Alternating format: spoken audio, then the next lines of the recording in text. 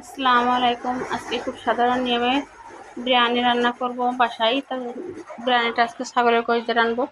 তো গোশতটা আগে আমি দিয়ে দিয়েছি, দিয়ে পেঁয়াজ কুচি, কাঁচা ঝাল কুচি দিয়েছি, দিয়ে এখন কিছু গুঁড়া মশলা দেবো। এখানে আছে জিরা গুঁড়া, মশলা গুঁড়া, আর আছে মানে আজকে বিরিয়ানি রান্না করবো যেহেতু হলুদ তো দেবো না, শুধু ভালো লবণ দিয়ে দিয়েছি।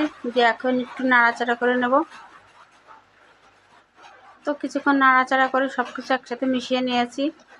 নিয়ে এখন যেহেতু আমার বাসার গরুর দুধ আছে, সেই দুধটা এখন ছাঁকনিতে ছেঁকে বেশ এক পোয়া মতো দিয়ে দিয়েছি। দিয়ে হালকা একটু পানি দেব, দিয়ে এখন আমি গোশতটা সুন্দর করে মিশিয়ে ঢেকে দেব।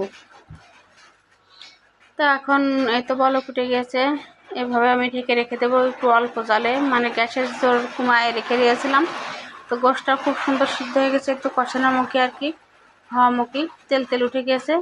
তো আমি এই অবস্থায় একটু টমেটো সস দিয়ে নাড়াচাড়া করে এটা নামিয়ে নেব। তো নামিয়ে নিয়ে আমি আর একটা কড়াই, আমার বিখ্যাত ভাজা কড়াই, আসলে এটা আমার খুব মনের মতো কড়াই। এটাতে এখন আমি পেঁয়াজটা ভাজা ভাজা করে ছোলার চালগুলো দিয়ে দিয়েছি, দিয়ে এখন একটু নাড়াচাড়া করে ভাজা ভাজা করে নেব। চালটা একটু বেশি করে ভালোভাবে ভেজে নেব, যাতে ভাতটা একটু ঝুরঝুরে হয়।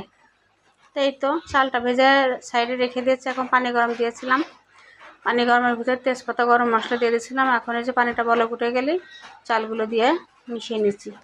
আর বিরিয়ানির যে মশলাটা থাকে আসলে গুঁড়া মশলা, সেটাও দিয়ে দিয়েছি, আর গোশতগুলো একসাথে দিয়ে দিচ্ছি।